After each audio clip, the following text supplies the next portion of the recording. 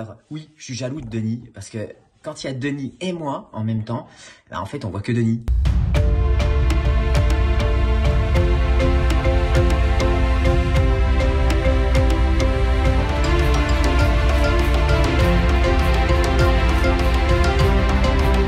En fait, j'ai appris que j'allais faire Koh Lanta dans un magasin. J'étais en train de finir mon sac d'aventurier. J'avais ma fille de 2 ans qui était par terre, en train de se rouler par terre, en train de faire un caprice pour un truc important, une balle en mousse, je pense. Et mon petit garçon qui était paumé dans les rayons et que je cherchais en même temps. J'étais super content, excité, impatient de partir. En fait, j'attendais ça depuis tellement longtemps que en fait, j'avais qu'une envie, c'était de partir. Et de l'autre côté, au téléphone, j'essayais d'être sympa. Oui, Koh Lanta, oui, bien sûr, oui. Et donc, je comprenais rien à ce qu'il me disait parce que ma fille criait très fort. Voilà comment j'ai appris pour Koh Lanta. Du coup, c'était cool. On a du mal de réaliser qu'en fait, on va enfin partir à Koh Lanta. Donc, c'est une grande excitation, une grande joie et une grande impatience.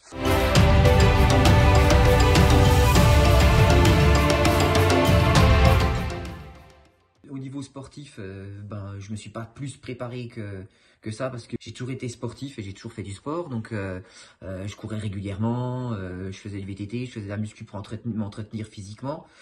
Ouais, j'ai repris le sport, ça faisait 20 ans que je faisais plus grand chose, donc je me suis remis à la course à pied tranquillou, et petit à petit à la muscu vraiment costaud, des gainages, etc. Et après ça a fini en trail le jour, la nuit, quand il pleuvait ou qu'il faisait trop chaud. Et après aussi je faisais des allers-retours dans ma piscine sous l'eau avec des rondelles en fonte pour travailler l'apnée. Donc c'était pas un entraînement comme ça qui était spécifique à Koh Lanta. Par contre, pour Koh Lanta, je me suis préparé à accentuer ma natation. J'ai la chance d'avoir une piscine à la maison. Je me suis concentré à apprendre de nombreux nœuds pour pouvoir construire une cabane, un radeau, sans se poser des questions là-bas, à se dire comment on fait. Je voulais pas qu'il soit dit que je me pose la question, et c'est trop tard quand on se pose la question là-bas. Je me suis également entraîné pour faire le feu, parce qu'on peut pas vivre sans feu. Et puis on lit 2-3 documents pour voir ce qui existe dans la nature, pour essayer de s'entraîner. Je m'étais aussi entraîné à faire des hameçons pour pouvoir pêcher du poisson.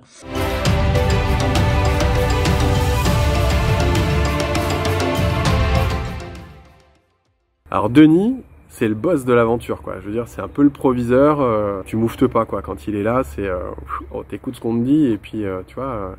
Et puis voilà. Non, mais il est super cool.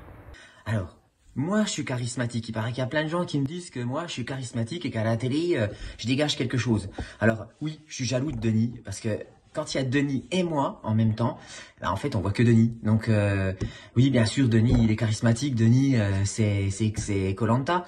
Koh Lanta sans Denis, c'est pas Koh Lanta. Et puis, Denis sans Koh Lanta, ça reste Denis, quoi. Donc, oui, il en impose. Et puis, c'est un personnage, Denis. Donc, c'est quelqu'un qu'on a envie de connaître.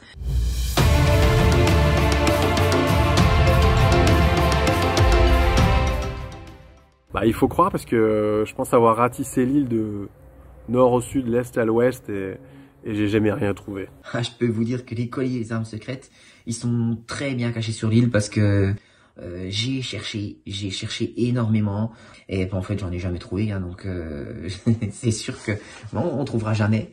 C'est pas quelque chose d'agréable à faire de chercher et on a l'impression qu'on s'épuise. Souvent on revient au camp par désespoir, on revient parce que on a donné tout ce qu'on avait et on se rend compte qu'en fait si on continue à chercher, on va être trop fatigué pour la suite.